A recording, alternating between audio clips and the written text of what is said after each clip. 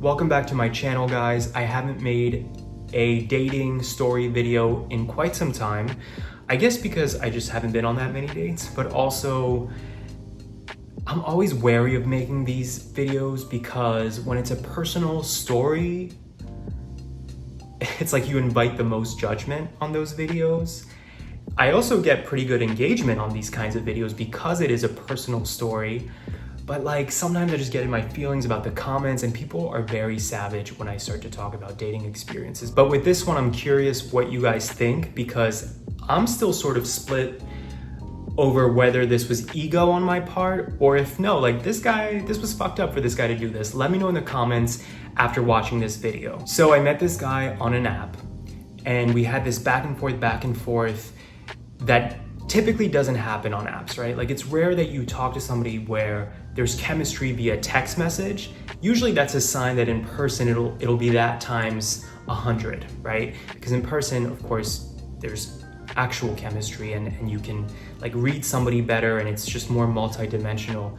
I find that when it's like that via text and you haven't even met the person, it's a lot stronger in person. So I was excited to meet him. We met up and indeed we had a great first date. We met for drinks and bites and it went so well actually that we then bar hopped to another bar, okay? And we had a great time. He was very forward. He kissed me several times throughout the night, went for it, you know, in front of everybody at these bars, which for me, again, it's forward, but I actually like it because, you know, having dealt with the opposite, right? Guys who are discreet or on the down low. Recently, I made a few videos about this. It's really refreshing when you meet somebody who's so comfortable in his skin, regardless of who's around.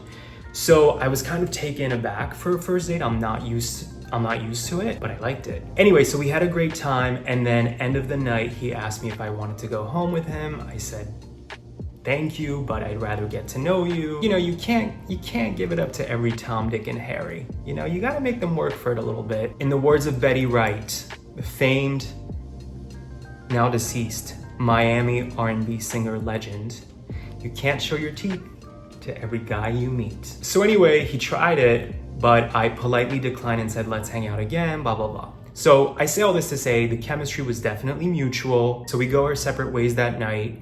And then later that night, he texted me saying, I had such a great time meeting you. I definitely want to see you again, blah, blah, blah. We have this back and forth. And then 2 days later, he reached out again, checking in, saying like, how's your week going? Which was very sweet. And then a few days after that, I checked in, asking him if he wanted to go to this event with me a few weeks later that I was planning on going to.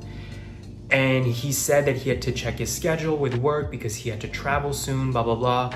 He would let me know, all good, right? A few more days go by, and he reaches out to me and he sends me a long message.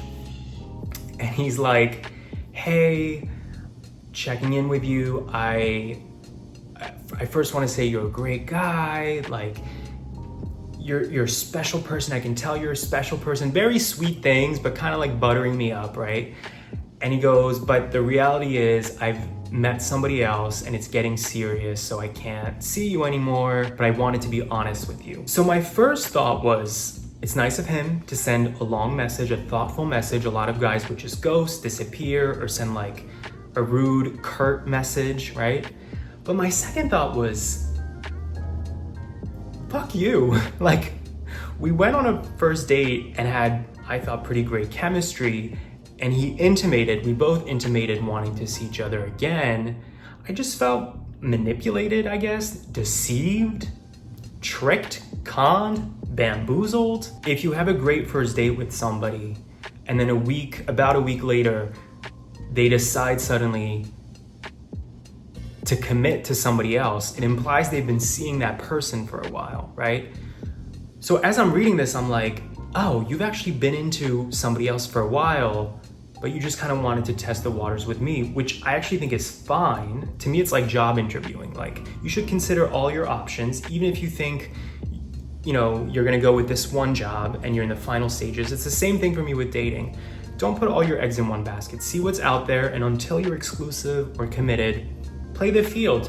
I get that. But I guess I felt manipulated into thinking the chemistry was strong when this guy presumably had his eyes set on somebody else, right? If the chemistry was as intense as it seemed between him and I'm like, wouldn't you want to at least pursue it a little bit longer, like date number 2, date number 3, and then you really know? If you really know after one date that it's not the right fit, why would you then lead me on by texting me the night of, a few days later, saying a few days after that, oh, let me think about it with that event, or let me check my schedule or whatever. So I'm reading this like pissed, but I'm like, Kev, check your ego. This is ego. This is what ego looks like. And you would also want to consider your other options before being exclusive to somebody. So I, of course, politely, respectfully replied, thanking him for the message. I did mention I'm a little thrown off because of the chemistry seemed mutual, but best of luck, right?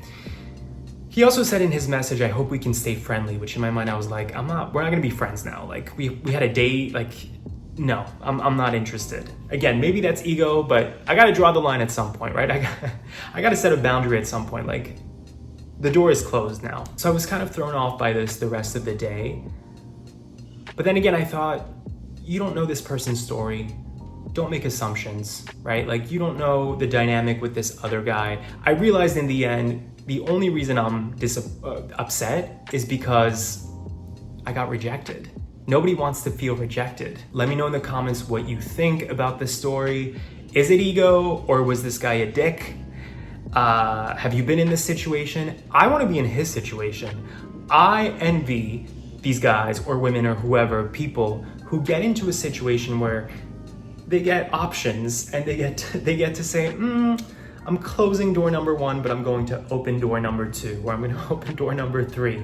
Like, I want that to be my life. I was not expecting to be somebody's second best option.